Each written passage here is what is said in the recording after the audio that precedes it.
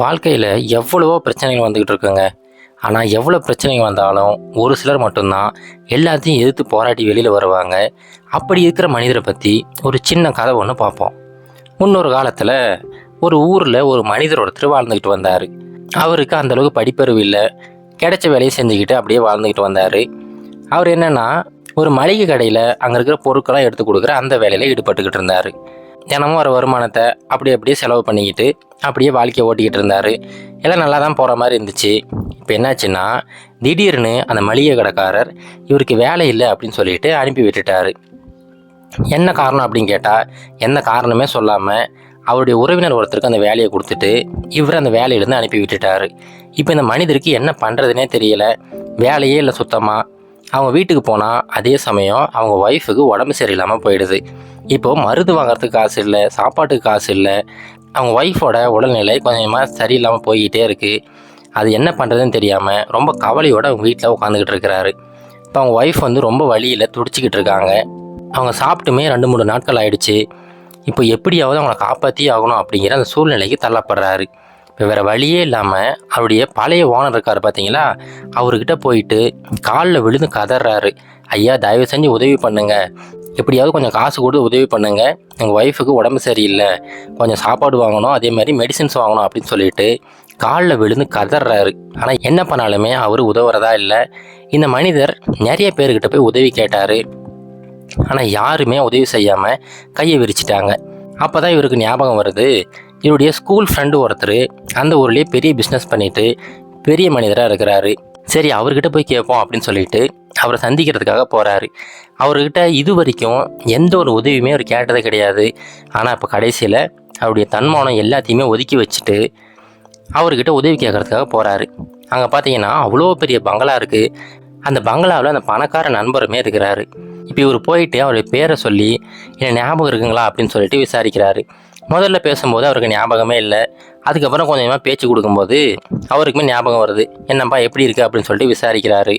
அப்படியே பேசிக்கிட்டே இருக்கும்போது இந்த மனிதர் அவர்கிட்ட இந்த மாதிரி என்னுடைய ஒய்ஃபுக்கு உடம்பு சரியில்லை, எனக்கு வேலை போயிடுச்சு, தயவு செஞ்சு கொஞ்சம் பணம் கொடுத்து உதவி செய்ய அப்படின்னு சொல்லிட்டு கேட்குறாரு.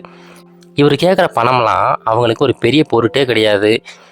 மற்றவங்களுக்கு டிப்ஸ் கொடுக்குற அந்த அமௌண்ட்டு மாதிரி தான் அவங்களுக்கு தெரியும். அவருமே காசு கொடுக்கறதுக்காக அவருடைய பர்ஸை எடுக்கிறாரு. அந்த சமயம் அவருடைய மனைவி தடுக்கிறாங்க. தடுத்துட்டு, ஏங்க ஏன் இப்படி இந்த மாதிரி ஏமாளியாக இருக்கீங்க, இந்த மாதிரி தான் நூதனமாக நிறைய பேர் பிச்சை எடுத்துக்கிட்டு இருக்கிறாங்க.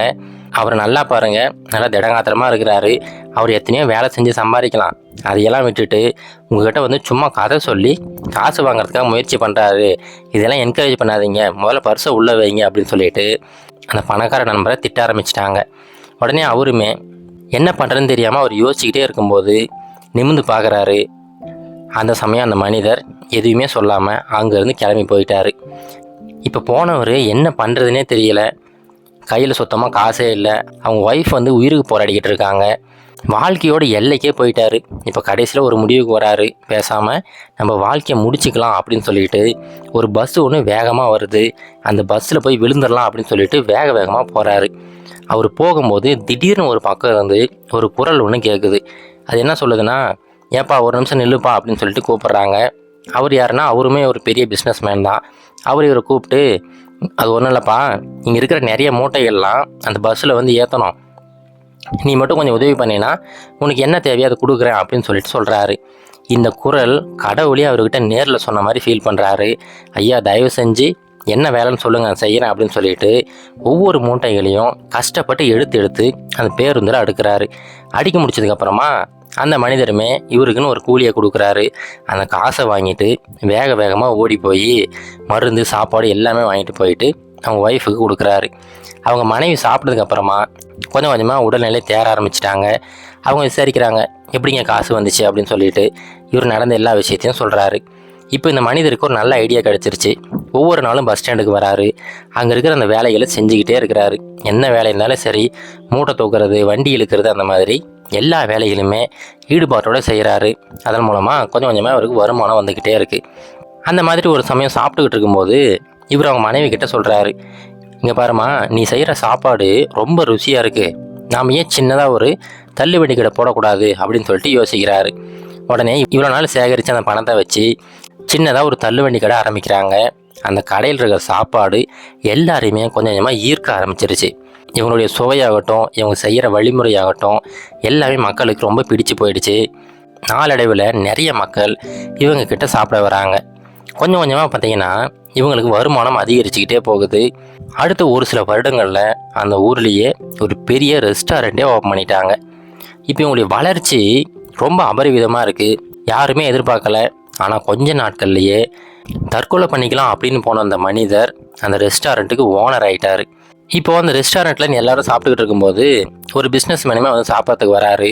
அவர் யார் அப்படின்னு சொல்லிட்டு பார்த்தா இவர் சாகிறதுக்காக போனார் பார்த்தீங்களா. அந்த சமயத்தில் இவரை கூப்பிட்டு மூட்டை தூக்குறியாப்பா, காசு கொடுக்குறேன்னு சொன்னார் பார்த்தீங்களா. அந்த பிஸ்னஸ்மேன் இவருடைய ரெஸ்டாரண்ட்டுக்கு சாப்பிட வராரு. அவர் பார்த்த உடனே ஒரு அடையாளம் கண்டுபிடிச்சிக்கிட்டாரு. அவர்கிட்ட போயிட்டு அறிமுகப்படுத்திக்கிட்டு பேசுகிறாரு.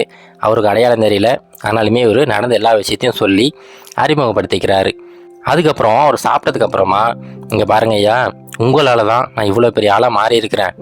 இதுக்கப்புறம் நீங்களாகட்டும் உங்கள் வீட்டில் இருக்கணும் ஆகட்டும் யார் இங்கே வந்து சாப்பிட்டாலுமே நீங்கள் பில்லு கொடுக்கக்கூடாது, நீங்கள் என்ன வேணாலும் சாப்பிடுங்க ஐயா அப்படின்னு சொல்லிட்டு அந்த மனிதரை மகிழ்ச்சி படுத்துகிறாரு. இப்போது இவருக்கும் இவருடைய மனைவிக்கும் அவர் ஒரு கடவுள் மாதிரி தெரிகிறாரு. அவர் சாப்பிட்டுக்கிட்டு இருக்கும்போது கடவுளுக்கு எப்படி சாப்பாடு படைப்பாங்களோ அந்தளவுக்கு ரொம்ப பவ்யமாக எல்லா வேலைகளையுமே செஞ்சுக்கிட்டு இருக்காங்க. இப்படியே நாட்கள் கடந்து போகுது. அப்போ திடீர்னு ஒரு அம்மா இவங்களை பார்க்குறதுக்காக வந்திருக்காங்க. அங்கே இருக்கிற வேலையாள் வந்து இவர்கிட்ட சொல்லிட்டு போகிறாரு, ஐயா உங்களை பார்க்குறதுக்காக ஒரு லேடி வந்திருக்காங்க அப்படின்னு சொல்லிட்டு. யார் அது, வர சொல்லுங்கள் அப்படின்னு சொல்லிட்டு கூப்பிட்டு பேசுகிறாரு.